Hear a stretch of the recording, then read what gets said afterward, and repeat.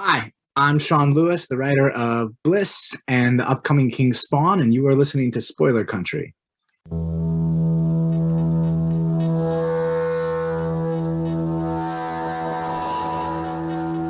In a world of podcasts, one rises in the night to destroy them all.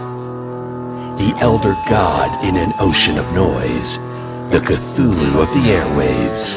This is Spoiler Country.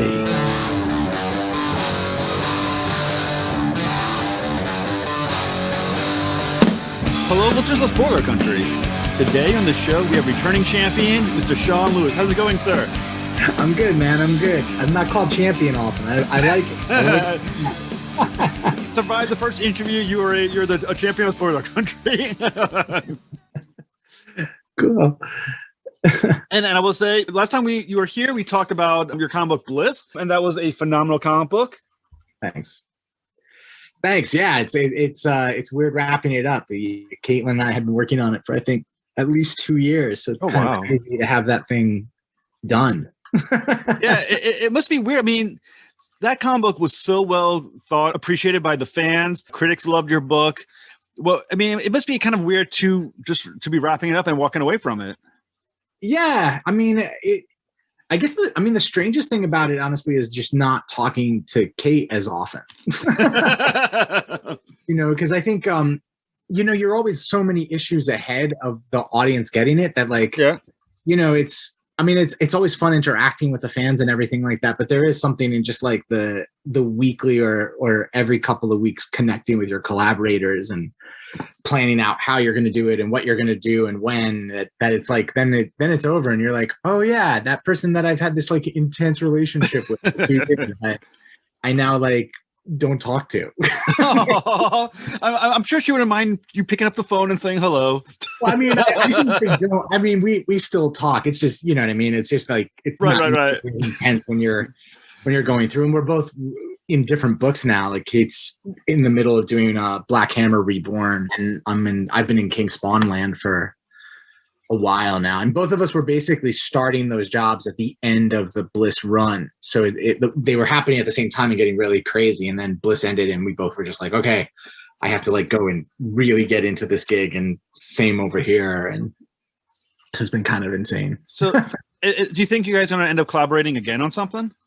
I would love to. I mean, I won't speak for Kate. I don't like to speak for anyone, but I think, it's cool. We started out working on Coyotes 6 years ago, was our first book together.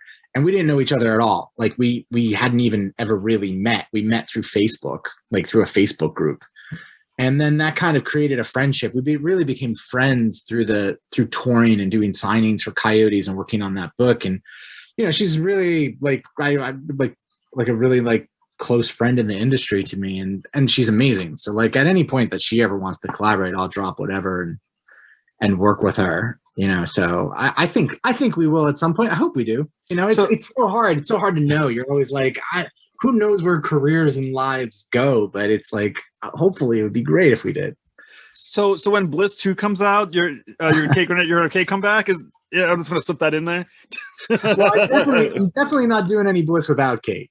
Yeah, because that's interesting how you phrase that. So, I mean, obviously, the way you end issue 8, you had the character Perry, and this does seem like there's a door for a possible issue 9 or a second volume, and you didn't say no. So, I mean, it was always planned to be what the audience got. It was always planned as an 8-issue maxi series. I don't think I ever thought of it as much more than that, and I don't think Kate had either. I don't know. I don't know where else. At this point, I have no idea where that story would go or what to do with it. It kind of was everything that both of us had hoped and wanted it to be. I mean, I don't know. Things come back a decade later sometimes, and people reinvent stories in ways that are really amazing. I mean, where I am right now, I'm like, it became such a personal book for me that I'm like, I don't know if I would want to live in that world again for a little while. Now, and as you're writing the book and you're developing the story, and at past issue 1, issue 2, and so forth, were there certain things, like certain surprises that popped up that you thought to yourself, I didn't realize I was going to get here as I was writing, but it looks like this is where I'm headed? Yeah, kind of the whole book. I mean, I didn't expect it to be a very personal book at all. It was probably around issue 3 that I was like, oh shit, I'm kind of writing my own life. That it started really hitting me that I was like, this is really close to home. And then the entire second arc just became more and more autobiographical. And then, there's this coda at the end of the last issue that we definitely didn't know we were doing until I think we were at issue 6. Issue 6 was coming out when I started writing issue 8. And that's when I let Kate know, yeah, there's going to be this autobiographical 4 or 5 pages at the end of the book. So yeah, I mean, there was a lot of twists and turns where I was like, oh, this is not what I thought this book was going to be, but it's just kind of where the book wants to go for sure. Did the book end up being so much therapeutic for you then? As you said, it's pretty much almost autobiographical. Yeah, I mean, therapeutic, I guess so. I mean, I wasn't really, I get very nervous about things like that because I think the thing you're always hoping to not make something really navel gazing and singular to you. You're still trying to connect with the audience. So, I mean, I was constantly trying to figure out how can I make this as inviting and entertaining, but also really bring you in. I mean, the big goals for us is I just knew I wanted to do a book about forgiveness and the difficulty of forgiveness. And the only way I could figure out how to do it was to get personal. It seemed like the only way that I could really connect with an audience was to figure out how to be really vulnerable within the book itself. And then I felt like people would find echoes to their own lives that they would then, that would draw them in. Because otherwise it's it can be a really heavy subject. So you're like, oh, how do you, I mean, you soften with humor, but I think the other way that you kind of soften things is by going into the this is something we all experience and in a way that we kind of relate. And I really did like how you do cover the ideas of forgiveness and absolution. And I really was wondering, because it was the way you delve in, especially in the last issue, really kind of hit home for me as well, and just how you approached it. And I was wondering if in writing it, did you spend a lot of time thinking for yourself how you truly felt about ideas of forgiveness and absolution and how possible it is to forgive someone? Because in the story, you do have a moment in issue 8 where you have the characters taking both sides of whether or not you should be forgiven or not forgiven. And I was wondering if that was almost you debating yourself, should someone like this be forgivable or have absolution? I mean, I think it's, for better or worse, it's something I think about really often, is not simply just forgiveness, but I think about the idea of goodness and how hard it is to be a good person, in a modern world all the time. I think most of the things I write end up being about that. And forgiveness is something I think about a lot. I have a young son, and so you get a lot of apologies when you have a young son. You also give a lot of apologies because you're like, man, I just lost my temper with you for no reason because I'm a human being and it's a really crappy Friday. And you're catching the brunt of it. And so I need to do that. And so, yeah, I mean, I think about that a lot. And I think about how do people move on? How do societies build themselves? How do people get better? I think that's a big thing I'm interested in, is in a capitalist consumer based world, we tend to think of better in terms of finance or accumulation. I'm going to get better so that I can make more money, or I'm going to get better, or the whole concept of better is that I'm making more money or buying more things, where I'm kind of fascinated by the idea of well, how do you just get better as a human being, often with yourself? I know for me, half the time I'm trying to figure out how to forgive myself for stupid stuff I've done. I spend a lot of time. I mean, I'm Catholic by birth. That's hard. That's rough. Yeah, so I think invariably, there's a lot of shame and guilt that you kind of get raised with in that denomination. But I also think people in general get raised with a lot of it.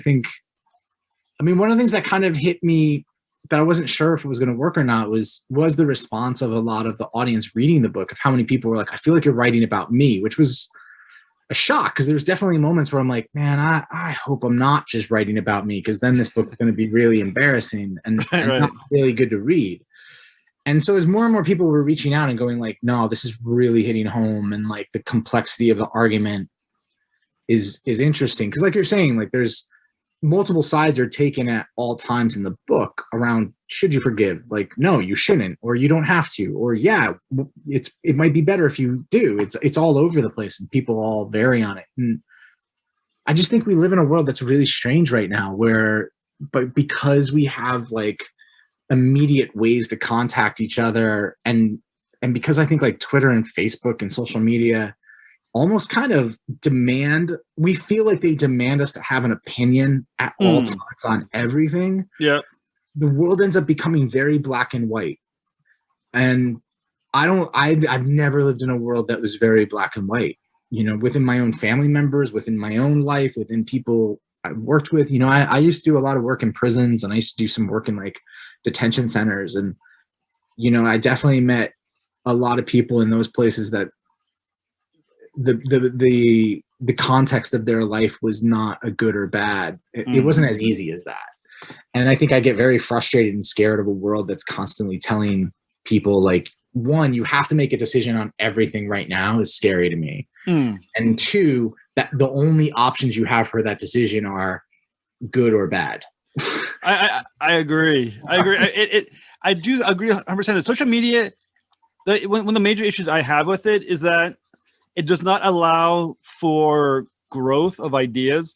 Like, however you feel now is how you felt now, but in 2 or 3 years, ideally we all grow, we get better at understanding and empathy towards others in different groups that we're understanding better, but it's there forever, waiting for you to feel guilty about what was said and how many years ago when you didn't know as well. Yeah, it's a weird little time bomb. Like, yeah. And it's strange to me because I feel like any person that you talk to would agree that the person they are now is not like the person they were 5 years ago.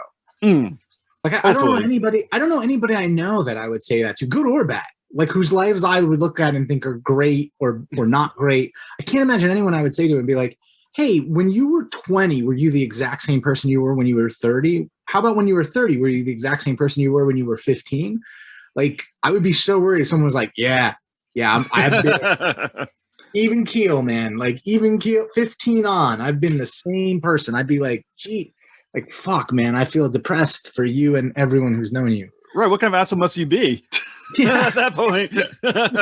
It's such a strange idea to me, is this idea. And I do think like the immediate response is a strange thing. I just think, I don't know, I was an English major. I used to love reading essays, and I just think about like where the essay form came from. And it used to just be that like French philosophers who didn't know what they thought about something would sit down and write like 45 pages to try and figure out what they actually thought. And there's a part of me that I'm like, I almost feel like people should have to write 45 pages of what they're thinking before they tweet. Like, just to get to like, what do they really think or believe before they're putting this thing out in the public forum. Is it? I don't know. It makes me also feel like an old man when I say these things out loud. I'm like, maybe. No, I agree with him 100%. And I also like what you said about guilt. The idea, I mean, there is definitely a dual nature to guilt, where obviously it does prevent you from doing things you'll feel guilty about later, but it's also an amazing weight that just hovers, that weighs you down. Even for things that you maybe shouldn't carry the weight for, you still do it. I've known people who their life has been destroyed by guilt, solely by guilt. I know also some people who guilt makes some people really not make horrible mistakes that they've made in the past, right? Like that's the thing, is everything's kind of, in my experience with people, everything's a little gray. Like, I know people that it's a great tool for, and I know some people that it holds them back from having a more full life. I think for each person, you kind of have to figure that out. And I think as a global community, it's one of the biggest questions that we're not great at dealing with is like, how does forgiveness and justice live in a society? Right? Like, and that I think people wrestle with a lot is like, can forgiveness and justice live in the same place as each other, and that for me was a lot of what Bliss was, what I was interested in writing about in Bliss, was just like, what do you do if you love someone who does horrible things? What do you do if you've done things you're not proud of, but you've moved past them, like, and you've grown? What do you do if horrible things have been done to you? There's so many sides to it, and there's no real straight ahead answer to any of it, but we want there to be. Yeah, no, I agree. I mean, it's just, and one of the ideas is, once again, if you, something in your life that you have done that is bad, how do you walk away from it and say, that was in the past, I can now deserve happiness now? And one of the things I was thinking about and reading Bliss, and I think one of the great things about Bliss is that you got me thinking about forgiveness in a way that I may not have thought about prior to reading your book. And I was thinking to myself, is forgiveness an idea for the victim, the perpetrator, or those left behind? And I think Bliss, especially in those scenes, had me thinking, about who deserves to get forgiveness. Is the perpetrator have the right to forgive themselves? Is it up to the victim that you'll never be able to get forgiveness from to say, this is okay? Or, is it for those who are left behind to say, the families who say, what, this person may not be able to give you forgiveness, but we can do it for you. So, I mean, it's a very complicated concept. Absolutely. And if you put, like the conversation we were having just before it too, if you put justice next to it, you can ask the same question in companionship with it, right? Like, who deserves justice? The person who's changed their life, the person whose life was destroyed, or the people who've watched both, right? Like I think they do go hand in hand. And I think what the question you're asking is like, yeah, it's the crux of the book, but it's also, I think, a crux of a healthy society is like, how do you, who deserves forgiveness? Is there a hierarchy to it? Is there even a cut and dry? Like, I don't know. It just changes all the time. I mean, I used to do work with these inmates in Philadelphia the prison doesn't exist anymore, but it was a Graterford prison. It was a maximum security prison. And I used to work with lifers there. So basically people who had committed murder, and they were part of this mural painting program. So they would paint murals that went up throughout the city. And what was kind of fascinating is a bunch of the murals they painted with families of their victims. Like they would each take parts of the mural and paint different parts of it.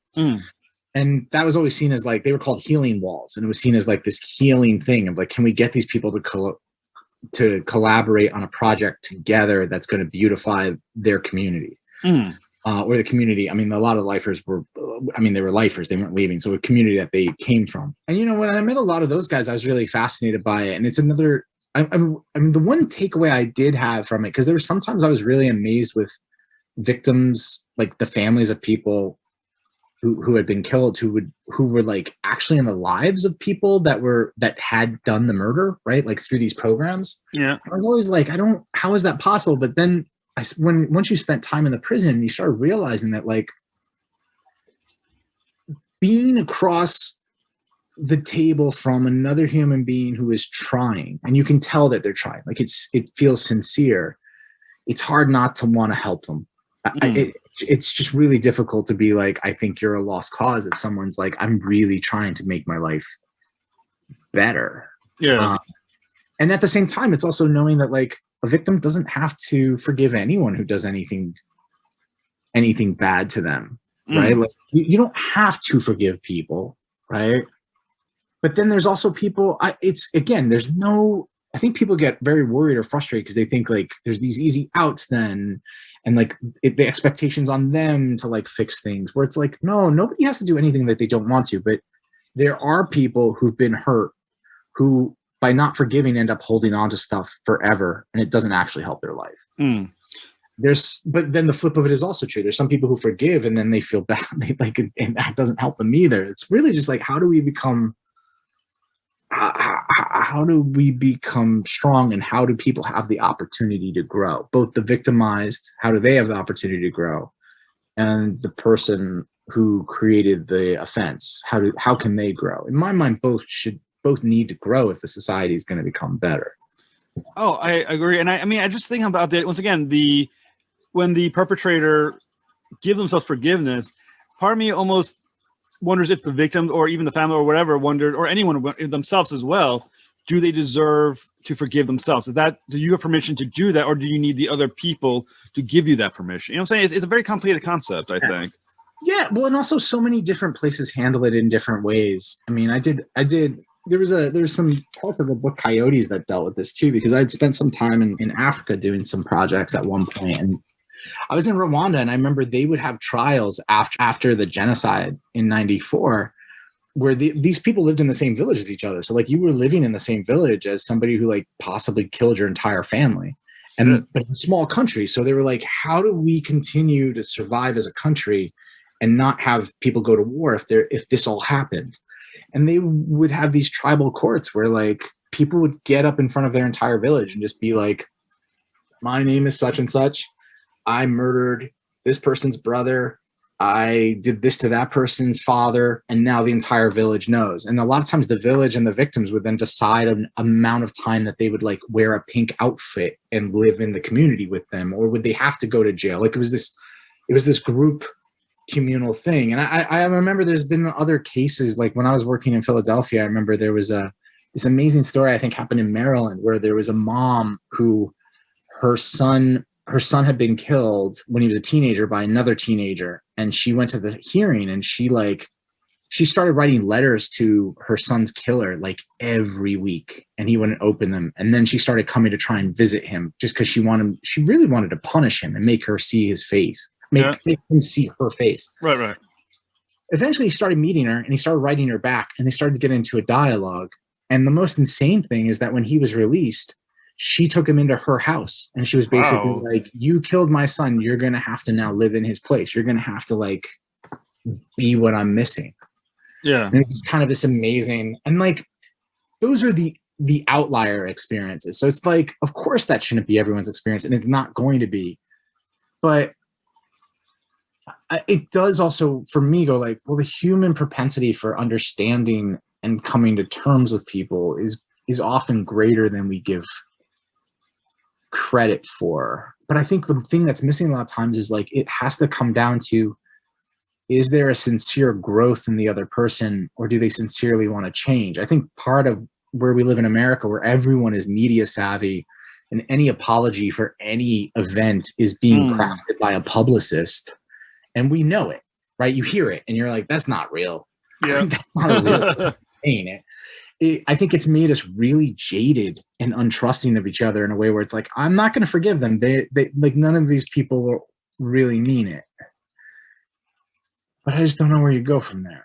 I don't know. It's a very like, yeah, even as I say it, I'm like, I don't know the answer to it. It's a very complicated and tangled thing. Yeah, I mean, it really, once again, like as you said, every forgiveness is a question of sincerity. Is it forgiving? Is it forgiveness for yourself, or is this forgiveness to, so you know, as a tool to make yourself just feel better, or do you actually mean it? And are the two mutually exclusive, or they, you know what I'm saying? It's such an interesting thing. That's why I think Bliss was so fascinating, because it does open so many philosophical questions that if it could ever be solved, society would be a lot better off. Yeah, and how do you not forget the victim and all of that too? Because in those things, you end up talking a lot. I think naturally we end up talking a lot about the person who's done the bad thing. And I think that's a lot what victims or people who supportive of victims end up raising their hand about, is like, well, what about the victim? And it's like, well, how do we find a thing where both people grow? Like, how do we find a place where a victim can grow and not be identified solely as a victim? Like what can be healthy in the situation as well for them? And how does an oppressor become someone who is actually useful to the community and can live a more full life too? Like, how can everyone just live a more full life, I think, is the basic question. So when you're writing something like Bliss, is it the moral philosophical question that you start with? Is it the entertainment value that you're starting with? Or is it something, the personal need to say something, that you're starting with? Definitely not the entertainment side of it, because it sounds like the least entertaining thing humanly possible. I mean, that becomes the trick later, is like, how do we make this entertaining and exciting and fun and like a great page turner? I think that comes once everything else. I get really interested in theme. I think with Bliss especially, Kate and I had gone through a couple of different ideas for books, and then there was one night where we were like messaging each other, and it was like, I don't even know if we were talking about a book or just in general. It was like, I wonder how people who do such horrible things can, like, how they're able to like live with themselves, in the morning. Like, how do they go to sleep at night? Like the old John Lennon song. And then it was just like, oh shit, that might be a really cool premise for a book.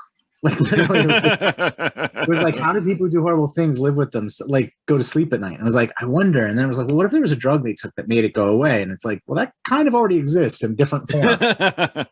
Like, okay, we're very close allegory. And then it kind of built from there. Then I started asking Kate, honestly, what she wanted to draw. And there was a lot of fantastical elements that she was interested in. So I was like, all right, I need to build a world that can host these, where it makes sense that they are there. And yeah, so we kind of started with theme, and then we just started building out world from there. And then once we had theme and world and all those elements, then I think I start thinking about, like, how do I make this feel like an exciting thriller or emotionally connecting in a way so that it can be an entertaining read while still being about something, heftier. And as you're writing it and you're getting the responses from your fans, is there a temptation to alter the story to fit the expectations of it? Well, luckily, most of the response from fans and reviewers was like, I have no idea where this book is going next.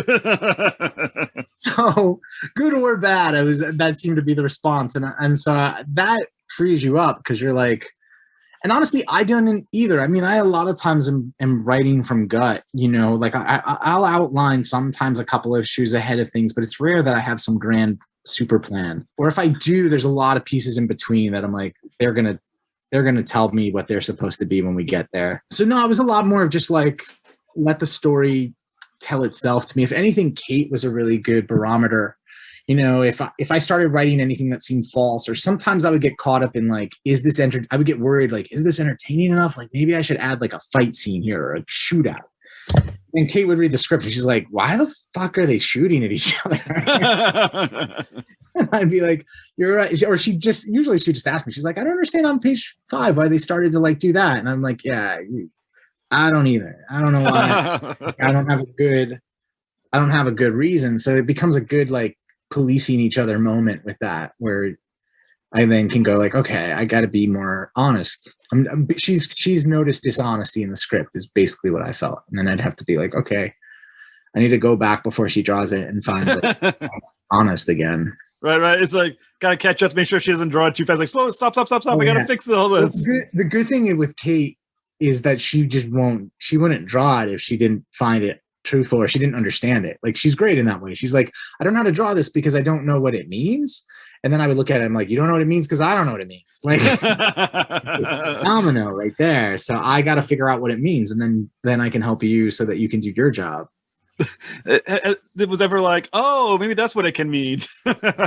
Sometimes me and Kate would get on the phone sometimes and talk through the ideas. Like, because there'd be times where I'm like, I'm trying to do this, but clearly, because sometimes we'd be straight dishonest, where like, I'm not trusting myself or I'm getting worried about the audience. So I'm going to like pop this in. And then she would call me out. But other times it'd be like, I know what I want to say, but it's this big conceptual thing, right? Like, it's a big thematic thing.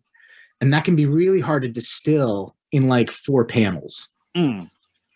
And so then sometimes we would get on the phone and talk about it. She'd be like, I kind of get what you're trying to do in this page, but it's not fully clear. I don't know how to do it. And then sometimes we'd hop on the phone for like a half hour or an hour. And by the end of it, we'd be like, that's the thing. That's how we do it. Right. Like, you just keep asking the question of each other. Like, well, what are you really trying to say in this moment? And then she'd throw out some images. And sometimes I'd be like, those images, I get where you're going with that, but I don't think I mustn't be describing what I'm trying to do here. Like, and you just keep working at it until you're like, oh, we're both on the same page. And now we both know exactly what that sequence is supposed to be. Now that you do have this audience built up from Bliss, going forward, is worrying about what the audience is going to think as much of a concern, because they trust you enough to follow you along on your journey in writing it. I mean, I think badly, I never worried about that before. I think I worried about more. I think I worried about it more in this book because it started feeling so personal. So it felt very naked. And I think invariably invariably, I think there was a part of me that was like, one, is this getting too self-serving? And two, are the events of some of my own life actually interesting enough to charge people money to read about? And so then I think that's where some of that comes from, where I think in a lot of the other books I was doing, they're big and thematic, but I never had doubts of like, when I was working on Coyotes with Kate, I'm like, we've got like 4 badass wolves and one of them's made out of molten lava. Like the audience will be fine. Like I can do anything. And this cool wolf will make them listen to it. Where this felt different because I was like, oh man, Perry's like me so much in this scene. Is he just whiny? Like maybe I should do this with it. And then I just had to learn to step back and go like, no, he just has to be honest and the audience will understand. Like that's all. So turning a little bit off Bliss to King Spawn, Sure. With thinking about audience and what you learned from Bliss, did that affect you moving on your next part like King Spawn? Do you think to yourself, what lesson did you learn from Bliss that you're now taking on to your next top series? I wanted to write a book that was fun. I think that was one of the first things is I was like, I've done a couple of really heavy thematic books in a row. I went from like Coyotes to this book Thumbs to Bliss, and like the audience kept growing on each of them, but they were definitely like, I think thoughtful, like books that were kind of heavy in a way where I was just like, yeah, I started talking to Todd, and when Todd opened up the possibility, Todd McFarlane, he opened up the possibility of working on Spawn. I mean, one, my jaw dropped because I didn't think that was what we were talking about or a possibility. And two, I just started getting really excited thinking about like a character that's so well known. And I don't know. Who's the good thing about it is I was like, oh, I write some dark books and I'm like, he's like the darkest superhero I could think of. Yeah. And so it just got me really excited as I was just like, I just started thinking of books I loved, like some of my favorite books. Like I like Punisher Max and Preacher and the Frank Miller run on Daredevil and like Dark Knight Returns. Like there's just a bunch of these books, Hellblazer, like multiple iterations of Hellblazer that I just started going like, I just went back and read like all of them. Like the moment I got the job, I was like, oh man, this is like a book I bought when it first came out. I want to feel like it did when I first was reading comics and not in the industry and just like loved it and was going month to month picking up everything at the store. And then also COVID hit. So like it was a good Amazon time to like just get trade paperbacks of books I hadn't read in years. And, not so much for anything that was going on in the books, but more of the general feeling as a fan I got reading them. I was like, I want to create this. Like, I want month to month the fans of Spawn to be like, I can't wait for the next book. And I can't believe that fucking happened. Where is this book going? How are they going to get out of this? Like, just how can I make like an awesome action movie and bring back a lot of the horror that I love in Spawn and really just have fun, like a lot of fun, and in a way that I think the fans long for, like that fans love in that book. I mean, it's been around for 30 years for a reason. Yeah. So were you a fan of Spawn prior to writing King Spawn? Like, were you a purchaser of the issues? I mean, Spawn 1 is the first comic book I bought with my own money. Oh wow! Nice. Going all back around, right? 360 degrees back. It's so weird. It's funny. Like my dad is a carpenter, and he used to bring me on jobs. And instead of paying me money for the day, he would bring me to the comic shop, like if he needed extra help. And I was telling him the other day, and I was like, "Do you remember?" Like, I was like, "One of those books is the book I'm writing now." And he's like, "Stop lying." I'm like, "No." I'm serious. It's the literal book that like I remember the job we did. We had to like basically tar a roof. It was like a nightmare. It was so hot. But I remember going to this place in Middletown, New York called the Comic Vault right after. And it was when the Image line had just launched. And I remember Spawn 1 and just being like, this is the one I want. He looks so badass. Like I can't wait for this. And yeah, I remember going home and like devouring it. So yeah, I mean, and I was pretty young at that time. So it was clear that like my interest in darker comics was pretty set early on. But yeah, there was definitely a trip like to get the call from Todd it was a couple of calls to get to to understand what was actually going on. But yeah, it was kind of amazing to be like, oh wow, this is what I'm going to be working. Yeah. So what do you differentiate Spawn from all the other superheroes that are out there? And it's kind of funny saying Spawn's a superhero because he, I don't know, kind of is, but doesn't quite seem to fit the term. No, I think that's a great response to it. I think it fits what I'm going to say too, of like, he's the most, it might be unfair to even say he's morally gray. He's the most like, like Superman, if Superman is the Boy Scout of comic books, Spawn is like the antithesis of that. What's right or wrong is, what's interesting about him is like the right or wrong doesn't matter as much as winning, but what's fascinating is he's trying to win for the right people. Yeah. It's like a really fascinating kind of thing, because you're like, he's a villain, and he would be a villain in so many other books, from his look to his actions and behavior. But he's working for the weakest people in his world, and he's doing it out of a choice. Yeah. And that's what makes him a hero. And that's what I think is really fascinating about him, is I'm like, oh, this is this like morally like complicated character, but not complicated because he has a drinking problem or a drug problem or because he wants money, but complicated just in that he doesn't allow for the same emotional attachments of a lot of other heroes, and he doesn't care about people's feelings in a way that we assume a hero does normally, but he's going to do whatever he can to save that little boy who's getting chased down the alley. You know what I mean? Like, and I think that's just a super interesting. It's a super interesting thing. I think right now it's interesting too, because in the real world, where a lot of villains seem so much larger than life that we can't do anything to take them down, I feel like there's almost a feeling of like, you almost need a Spawn to be able to do it. No, I agree. And I think interesting, one of the things I like about, I read Spawn for a long time younger, and then I started reading Spawn again around, I think, issue 299 or so. When it's the big celebration, I kind of jumped back in. I got sucked back in. I started buying the back issues. And what fascinates me about Spawn is that he operates at a level no other superhero is going to operate in. He seems to tackle issues that Superman, Batman, all those wouldn't approach, because there's too many clear lines of what you're supposed to do and not do. But Spawn doesn't have those issues because it's like almost like he is bigger than the line in some sense. I think he thinks he's bigger than the line, at least. Right.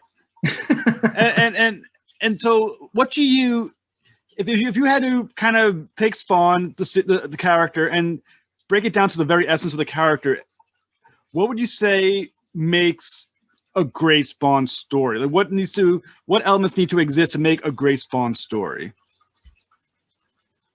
I think what makes a great Spawn story and or comic is like incredible badass metal art is, I think, a necessity. Yeah. I think a larger than life battle or war has to be part of it.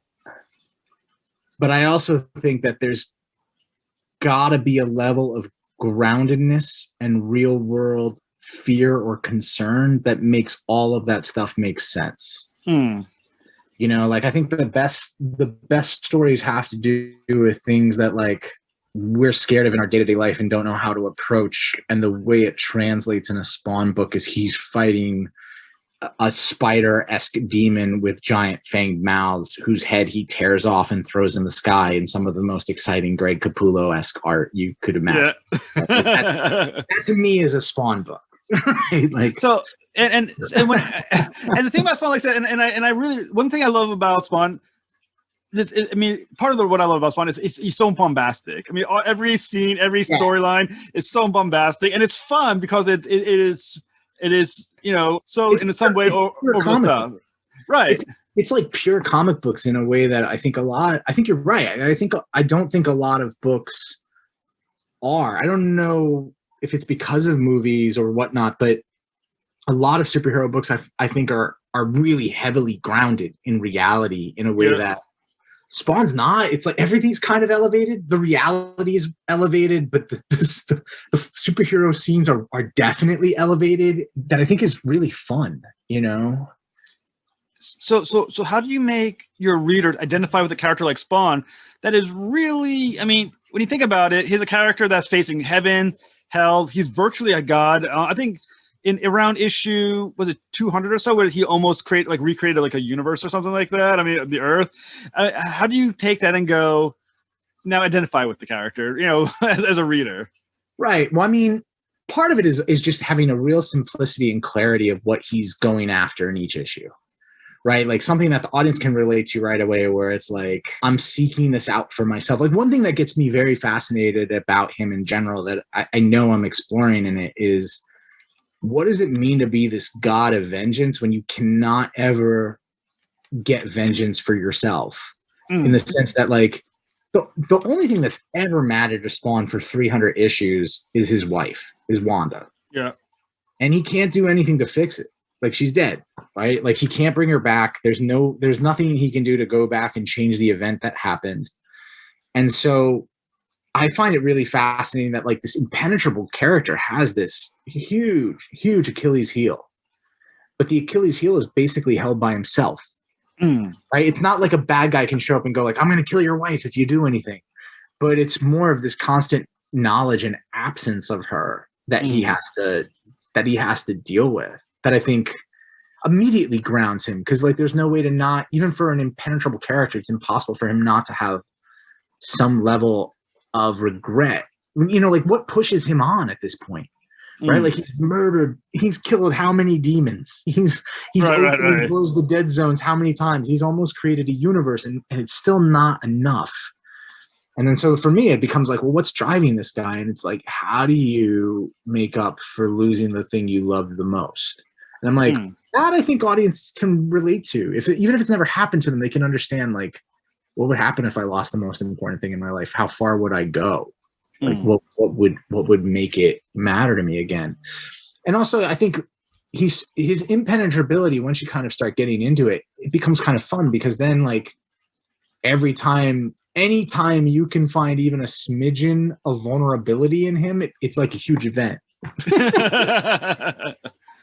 And like I said, I think another thing that's interesting about Spawn, and I must admit, I can't help think how complicated writing of Spawn can be, is that you have a character as well, because, and I always have like a question about characters that are magic based, on some, which Spawn is some level magic based, is that is that when anything is possible, you have an issue of a question of tension, because you can kind of bring up things that at any moment that the reader doesn't know can happen. You're like, well, like Dr. Strange, I'll create the magic of the magic spoon to eat the soup. And he's like, well, I didn't know you had the magic spoon, but don't worry about it. It's there. I got it. When you're writing Spawn and he can almost do almost anything, how do you keep the tension alive and make it so, is there any kind of like rules you follow that you make sure the readers can expect to know that the tension's there?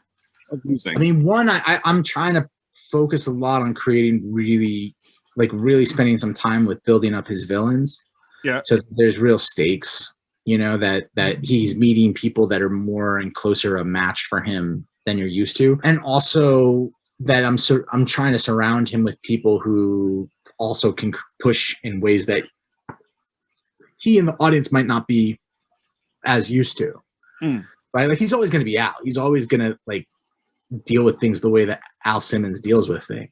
But what is it if he has people who don't back down to the same degree? It changes the dynamic a little bit more. Or they decide to do their own thing.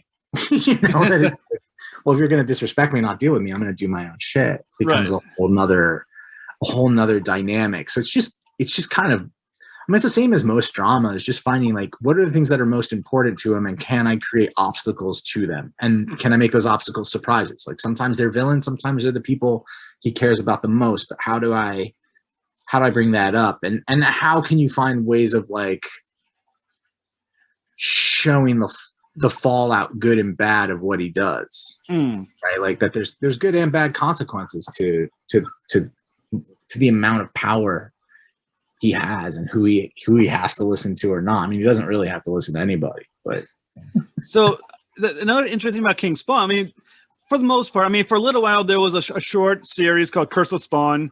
I think that came out, I think it only made it like maybe 15 issues, 16 issues. I can't remember how long it lasted, but it was the only other time when Spawn had concurring long ongoing series. And even that was only a miniseries of vignettes that built up to a larger series. But now you have King Spawn and Spawn. So far, how tightly connected are these two titles? Can a reader be a fan of King Spawn but not Spawn? And also, is King Spawn, how does that differentiate itself as a comic book, story-wise, atmosphere-wise, from Spawn? Yeah, I think that's a good question. I think that's something a lot of people have been asking, and I think one of the things we've wrestled with is I think it's very clear when you actually are looking at the books how different they are. It's very hard without giving away spoilers what that's like before people read it. I think like our editor has done a really good job. Thomas Healy, he's talked a lot about King Spawn being a very personal book. You know, like I always call out older books, but like a big influence on me in going into this book was Punisher Born, like the first miniseries, the Garth Ennis, and the Dave Mazzucchelli Daredevil Born Again, which are both like these really personal books with incredible art and huge battles and fight scenes, but that like grounded at the center of it are these kind of like gothic stories about heroes finding their way, you know. And I feel like there's a level of horror, I think, in King Spawn that isn't in the Spawn book currently. Like I think the Spawn book right now, you know, it's taken on different iterations. Like Todd's done an amazing job with how it shifts. Like it'll be like there's this whole run in Tokyo, the dark horror section of King Spawn, of the original Spawn book that like I love and is like this awesome like Japanese horror. But then like it'll also swing into like being like a pure superhero comic at times, and it does so kind of effortlessly. I think one of the things that's making King Spawn a little bit different is like just the time that's being spent with Al and reintroducing some of the elements of his world that we haven't seen in a long time, but in new ways, and then making it really dark and really gritty. You know, I think like one of the best notes that Todd gave me early on is we were talking about what the book could be, and he was like, you know, I would love if it was like a war movie directed by the guys who made Uncut Gems. And I was like, oh, Uncut Gems makes me feel uncomfortable at all moments. And like a war movie, like just the stakes. And I think that's like a good approximation of how that book operates, is you're really with Al and you're in his head a lot and getting, because that was something I was also curious about, is like, who is Al at this point in like 30 years into this book? You know, who is he? What does he think about the world that he is? A really interesting thing to me. So yeah, I don't know how to answer the like, could you like one or not the other? I hope you like both. I guess the best I can say, and I think it'll become more clear even from the first couple of pages of the first issue, that like they're great companions. They're very different. I think they're different books, but they're really cool companions and different looks at the same character. So because once again, when you have the Parent Spawn book and King Spawn, is there any the best comparison I can come up with in my head for my question? It's sort of like the Justice League of America. Whatever happens to Batman is going to happen in a Batman comic book of consequence. With Justice League of America, we'll have Batman, but nothing can happen to Batman really because of their regular title. It will dictate it. Does King Spawn and Spawn have a relationship where can things happen to King Spawn that will impact the regular series, or is it always going to be the regular series that has to have, you know, a favorite, you know, kind of, I'm saying, has to dictate what occurs? No, I think there's consequence that crosses between both. I mean, we're just at the beginning of it, but like we talk a lot, like between me, Todd, and Thomas about what's happening in each of the book and how it echoes or what problems it causes for a different title and for each of our titles. You know, so I think there's definitely a ricochet effect that we're aware of and we kind of engage with. And it's not a secret that the Spawn universe is expanding even beyond King Spawn and Spawn. I think there's Medieval Spawn and Gunslinger Spawn. There's a bunch of other titles coming out as well that we don't even know about yet. Are there meetings already taking place between you and Todd and these other writers about the direction of all these other comic books as well, or has that not occurred yet? No, it's occurred. Okay. And any hints, tips? That stuff I have to back away from, but there's some big plans. I mean, I don't even know the width of it, the actual scope of it, but I think it's a really exciting time to be a creator in the Spawn universe, and I think it's going to be an amazing time to be a fan of the Spawn universe. Like, it's a big universe, and I think there's so much possibility because of that, of like characters arriving and who could have a book or a mini series, or like where does it go? Like that, I don't even know. I'm just like, definitely from being in meetings, I'm like, oh, the possibilities of this are really huge. If this continues to go really well, this could be, it'd be hard to imagine where it could stop. Is it weird writing a character like Spawn that is so associated with a creator like Todd McFarlane? Because obviously being the creator, and his name has been for so long, like, is it odd if you were like, no, Todd, I think King Spawn should happen like this? It's like, well, I created your damn character. You know what I'm saying? I mean, is there room to have that argument? I think there's a lot. I mean, Todd's awesome in the sense that, like, I think Todd will push Todd. Obviously, Todd, anyone who has watched videos of Todd, he is the furthest thing from a shrinking violet possible. If he's not happy with something, he's going to be very clear about it. But he's been really great about giving room and also like doing what he needs to for the book. Like, I don't know, it's just been a kind of cool collaboration. I think as a creator coming in, like, it's impossible not to know, like, this is Todd's life work, right? Yeah. Like, not just his comic, but like he spent 30 years like building this thing and like dreamed it up when he was like a teenager. Like this is like the closest thing to a true life work I can imagine. So yeah, I mean, there's definitely conversations. I think also my temperament and my background, like, I'm so much more interested in collaboration than argument, and I'm most interested in the best idea more than like any level of ego. So it's a lot of times more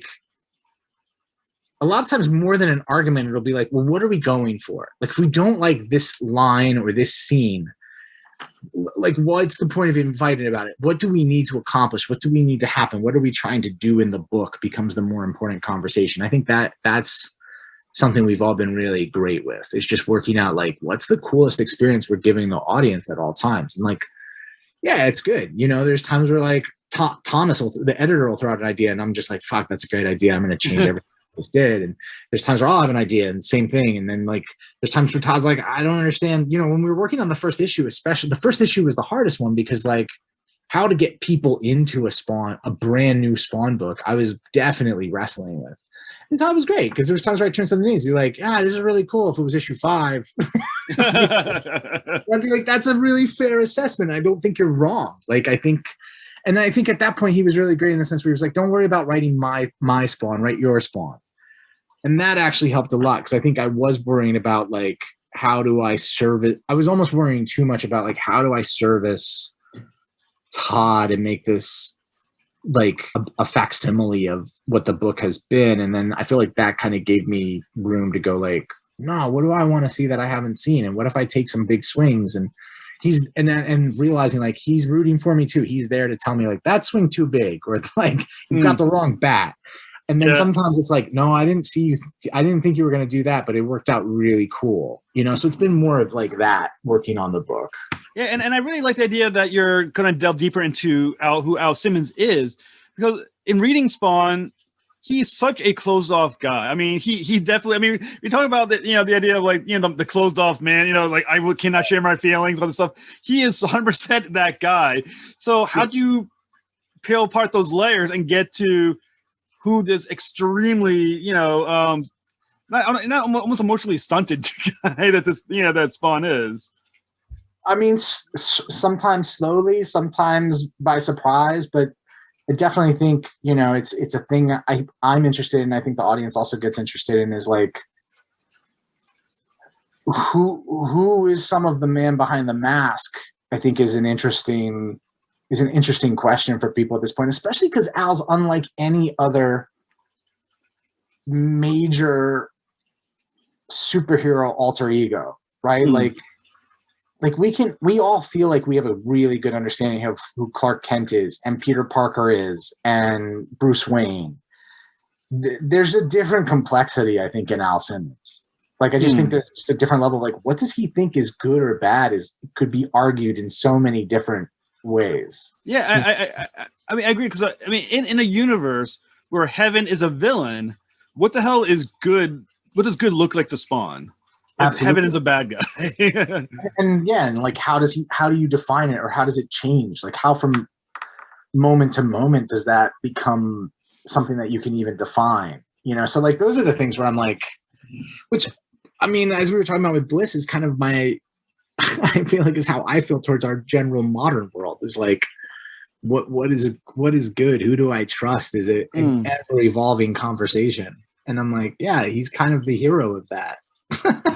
and the other question I always have with Spawn too, once again, considering the sheer size of the battle that he's fighting, and in many ways he's fighting a battle much more real than Superman or Batman, because like I said, they're fighting good or evil. Batman's fighting a bank robber, and that's how he fights villainy, and he can never stop villainy because he's always going to be another bad guy coming around. But Spawn is fighting on such a level where he literally is fighting evil, literally evil, you know, literal heaven, literal hell. Right.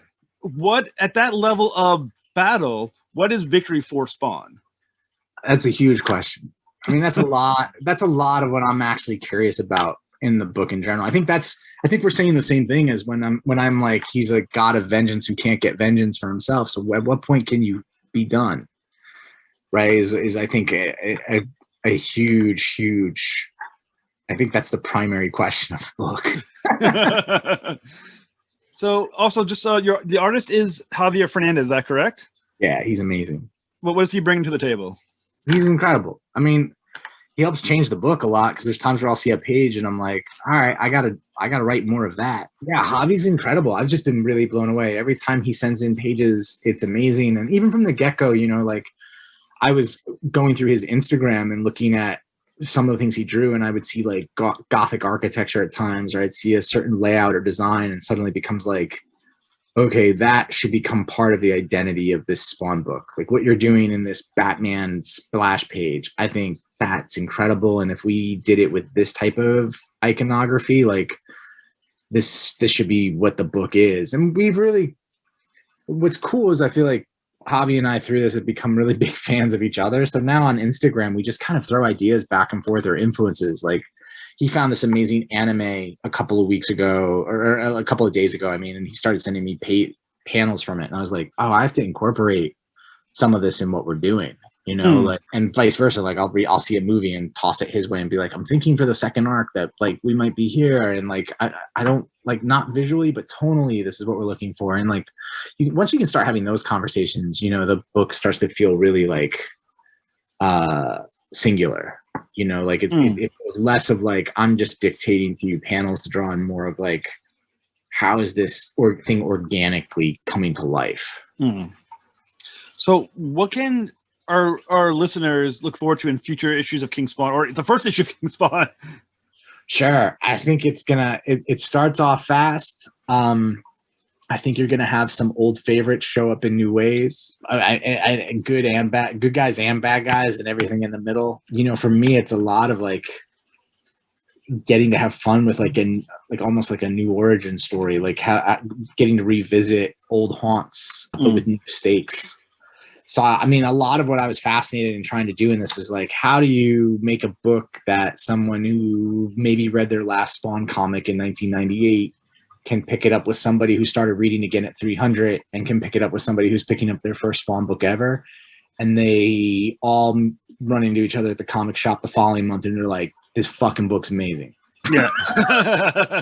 That's really been the goal, is like, how do you connect with all of them and give them the best Spawn book possible? I think has been at least my goal from day one. Well, I'm going to have to ask then, are we going to see the Violator by any chance anytime soon?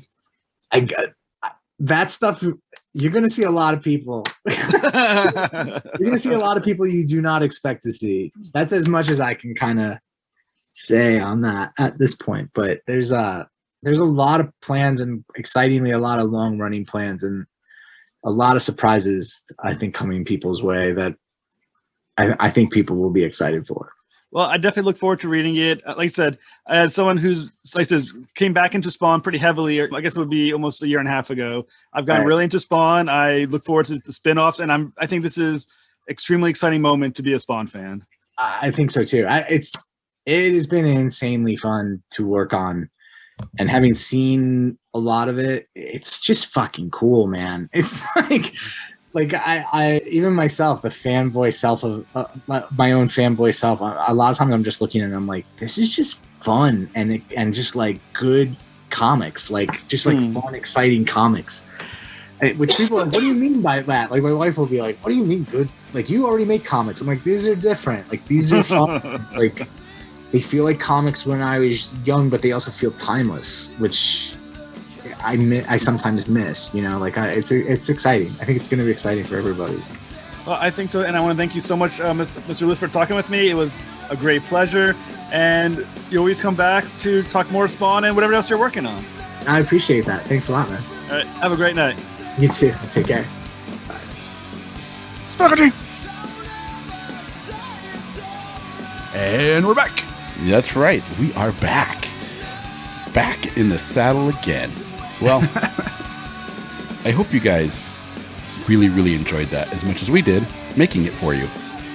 And if you like what you heard and you want to hear more, you got to go check out Spoilerverse.com, because at Spoilerverse.com, we have a plethora amazing directors and artists of all walks of life, and editors and writers, and oh my God, are you a lover of comic books like we are? Then there's so many amazing people from the comic book world over at Spoilerverse.com, and I highly implore you to go there and check it out. Yeah, and while you're there, you can check out all the other podcasts on our network, like Bridges and Geekdoms and Funny Book Forensics and Haphazard Adventures and Nerds from the Crypt and so many more. Misery we put out Point episodes Radio. all the time. Go check all of them out, and check out all of the reviews and previews and articles we have going up every single day for you, every day on Spoilerverse.com for you to check out, to read, and to love, and to like, and to comment. We have a store link. You want to help support the site? You can do it two ways. One, go to our Patreon, which is patreon.com/spoilercountry, or go to our store link in the middle of the site there and get a t-shirt, a face mask, a hoodie, something, look fly as hell, and help support the site when you do that, because we get $1 or $2. And, you know, maybe you want to talk to us. If you do, you can do it obviously on all the socials, but if you go to scpod.us/Discord, you can join our public Discord server and come chat with us all day long. I couldn't say it better myself, dude. There you go. You just mouthed out a ton of information at once, and really, I hope you guys enjoy what you're hearing, because we're working our butts off to bring it to you. We are. I guess there's only one left thing. Yeah, I'm gonna go with it. There's only one left thing left to do. What's that? In an oceans of podcasts, we are Cthulhu. As Cthulhu compels you to Open the mind and read more. Spaghetti.